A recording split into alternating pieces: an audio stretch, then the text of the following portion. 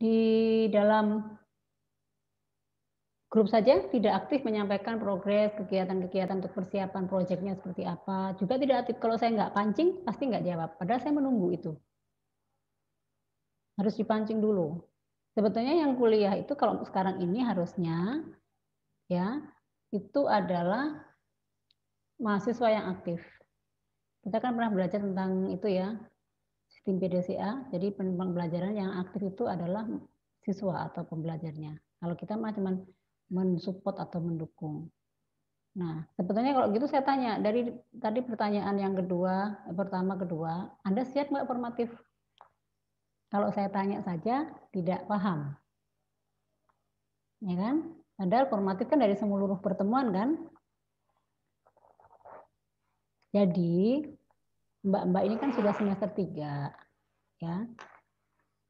Ini bukan SD, SMP, SMA yang selalu disuap. Ya, sampai hari ini teman-teman ini selalu masih disuap. Kalau nggak ditanya, kalau nggak dipancing, kalau nggak dikasih itu nggak jalan. Harus menunggu disuap, harus tunggu perintah. Padahal itu nggak benar gitu loh. Jadi sebetulnya kalau kalian punya masalah terkait dengan perkuliahan atau kasus atau ini bisa di blow up di grup, itu kan nanti menjadi diskusi yang menarik dan itu membuktikan bahwa Anda memang menyimak perkuliahan apapun, bukan kuliahan saya saja. Saya yakin dosen-dosen yang lainnya juga ada yang memang menekankan harus gini gitu. Nggak ada satu dosen pun yang membiarkan itu. Pasti ada yang harus minta tuntutannya. Kayak Bu Maya, kayak Bu Sylvie itu pasti minta harus aktif, harus melakukan ini, tidak nunggu harus disuap seperti itu. Kalau seperti ini nanti Anda nggak bisa mandiri. Coba jelaskan. Kalau gitu pertemuan yang ketiga apa? Nanti nggak maju-maju nih kita.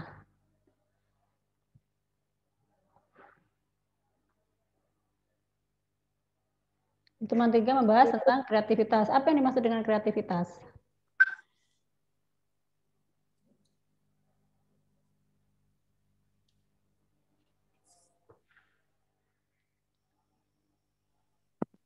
Kemampuan untuk menghasilkan pola baru, gagasan baru, Bu. Kreativitas itu adalah menciptakan sesuatu kreatif, meng-create, membuat, menciptakan sebuah ide. Nah, kreativitas itu ide, kalau kita kaitkan dengan bisnis sekarang saat ini, kira-kira kreativitas yang bisa memunculkan ide itu yang seperti apa? Yang kondisi terkini ya, terupdate. Sudah masuk di industri 4.0, kita berada di pandemi, kita berada di harus paham IT. Kira-kira ide kreativitas apa yang bisa sesuai dengan kondisi saat ini?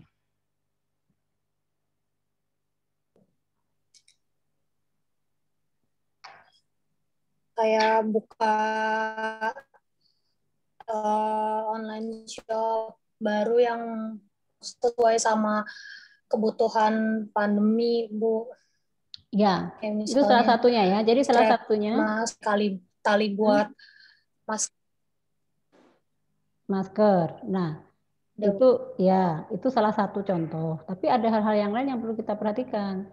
Jadi kalau untuk berkreativitas itu tidak harus sesuatu yang baru, tapi ada yang sudah ada tapi dikembangkan menjadi beda, unik dari yang lama, itu juga bisa. Jadi yang dimaksud Lola tadi juga benar, itu membuat sesuatu yang baru, melihat kondisi pandemi, apa yang cocok ya, usaha apa atau kreatif apa yang bisa diterima di masyarakat. Jadi kreatif itu yang menikmati itu adalah orang lain, bukan kita. Artinya kita harus memiliki ide yang memang nanti bisa dinikmati, bisa dirasakan, bisa berguna buat orang lain, itu namanya kreativitas, ya. Oke, yang teman keempat kita membahas apa? Berorientasi pada tindakan. Nah, jadi yang dimaksud dengan berorientasi pada tindakan apa?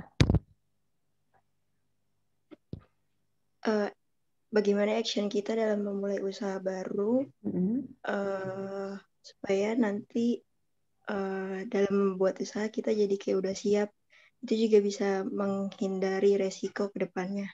Gitu, bukan? Bagus. Kalau kita kaitkan dengan jawabannya Lola, kekinian, artinya kita ada di pandemi, apa tindakannya yang harus kita lakukan? Dengan ide yang tadi, kita membuat tali masker apa gitu. Kira-kira menurut Yang lainnya, Vika dan yang lainnya, apa yang dimaksud dengan tindakan tersebut?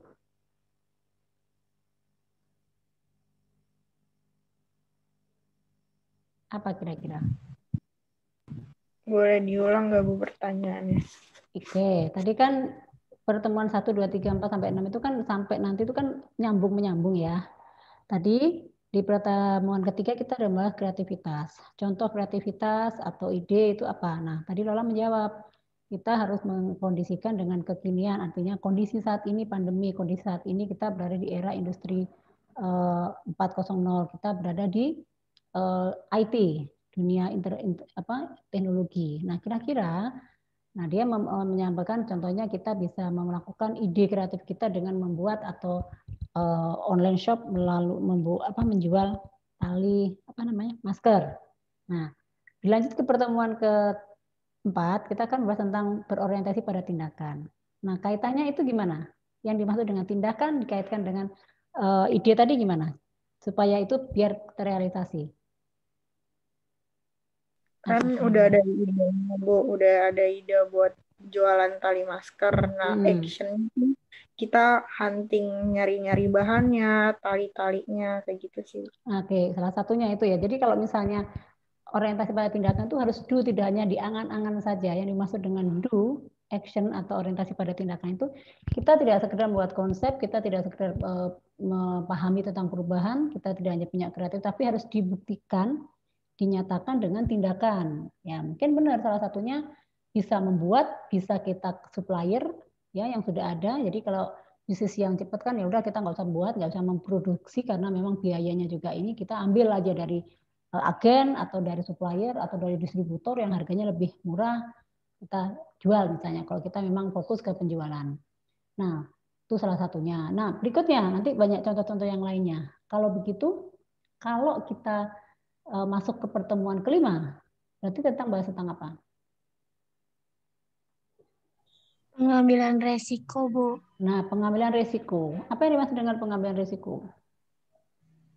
Kayak apa resiko-resiko yang akan kita hadapi dalam memulai bisnis itu gitu, Bu. Baik, kaitkan dengan jawaban Lola dan siapa tadi? Vika. Ya, kita satu fokus aja. Menjual online shop tentang masker. Terus tindakannya harus hunting, harus ini, harus membuat ini. Resikonya apa? Dengan supaya kita nggak kemana-mana ya, biar ini contohnya biar nyambung. Jadi kalau kita sudah memutuskan membuat bisnis atau online shop memjual masker, terus kita tidak mau buat, tapi kita mau buat juga boleh. Nah, kira-kira resikonya apa? Ini saja, karena setiap bisnis resikonya beda-beda. Resikonya apa kira-kira? Resiko ya takut rugi, Bu. Ya, jadi kalau di pertemuan 1 itu pasti sudah dibahas bahwa bisnis itu harus bersahabat dengan ketidakpastian. Yang dimaksud ketidakpastian itu salah satunya merugi, harus siap. Ya, resiko-resiko kemungkinannya itu ya itu salah satunya. Nah, sebelum merugi, apa yang pasti ada risiko yang harus kita lakukan, yang harus akan kita hadapi dalam memulai bisnis. Misalnya sekali lagi kita menjual masker. Risikonya kira-kira apa?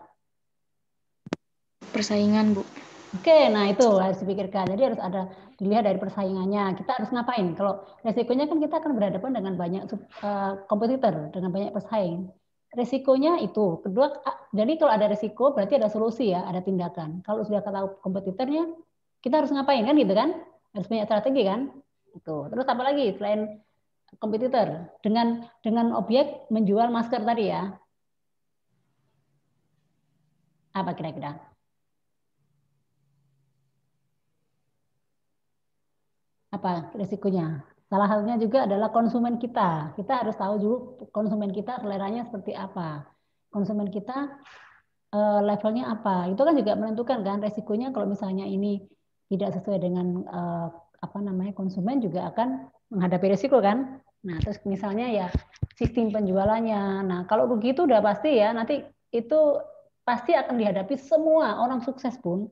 Orang yang sudah punya hotel, yang sudah punya restoran, yang sudah punya bisnis besar pun itu pasti pernah melewati rugi.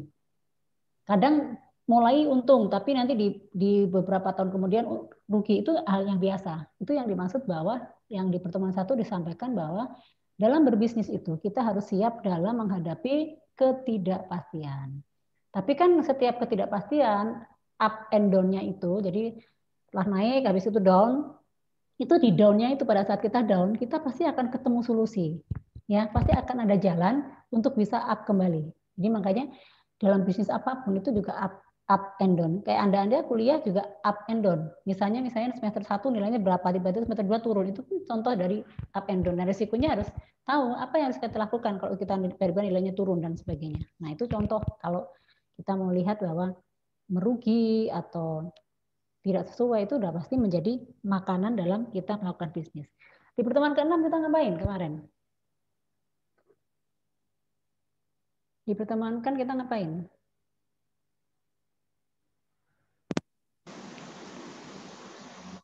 Di pertemuan ke-6 kita ngapain? Tentang kepemimpinan, Bu. Nah, kira-kira kenapa kok dalam bisnis saja kok perlu kepemimpinan? Kenapa kira-kira? Kenapa kok penting gitu?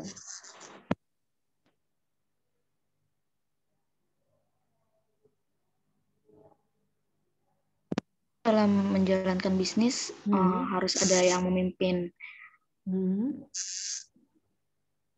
Jadi sebenarnya memberikan inovasi.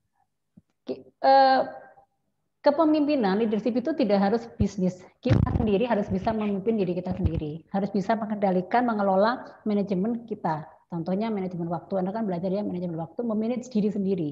Dari mulai bangun sampai tidur lagi itu harus di-manage. Harus ngapain, dan itu harus berjalan sesuai dengan rencana, kan gitu kan. Nah, apalagi bisnis. Bisnis itu kan kaitannya dengan orang luar, dengan konsumen, dengan pihak ketiga. Itu perlu sekali di dalam kepemimpinan perlu. Entah kita menjadi pemimpinnya nanti, maksudnya gini, entah ownernya, entah kita memiliki pimpinan, itu perlu dikendalikan. Karena kalau tanpa ada pemimpin, tidak ada di pengendalian, pasti tidak akan berjalan dengan mulus. Tentunya akan banyak rintangan-rintangan. Karena kalau misalnya tanpa kepemimpinan, tanpa ada kegiatan mengelola bisnis tersebut, ya itu bisnis akan berantakan.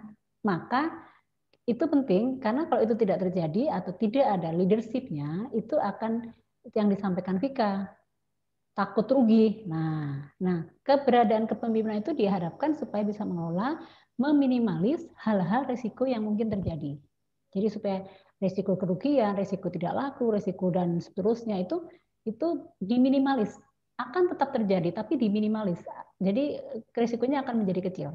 Salah satunya itu. Dan banyak lagi peran-peran kepemimpinan dalam menjalankan sebuah bisnis. Nah, itu teman-teman yang harus kita tekankan, harus kita pahami supaya kita nggak salah. Pertemuan 1 sampai ke 6.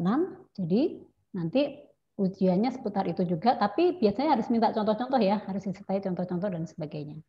Nah, kalau gitu kita sudah, itu review saya, dan sekarang kita kembali ke e-kampus. Silahkan Anda mendownload mendownload soal, ya, sekali lagi ditulis tangan, tidak boleh diketik, langsung di PDF-kan, nanti dikumpulkan dengan Dudit jam 5 sore. Saya kasih waktu sampai jam 5 sore. Tolong kreativitasnya, contoh-contohnya disertakan, dan semoga semuanya bisa mengerjakan dengan baik. Oke ya, kalau begitu saya akhiri. Ada yang mau ditanyakan? Ada yang mau ditanyakan? Oke, baik. Kalau tidak ada, saya akhiri. Saya ucapkan selamat siang, tapi bukan berarti selesai ya. Ada masih punya tugas lagi menyelesaikan soal ujian formatif. Baik, selamat siang, tetap semangat dan semoga dimudahkan dalam mengerjakan formatifnya. Oke, see you. Makasih, Bu. Terima kasih, Bu.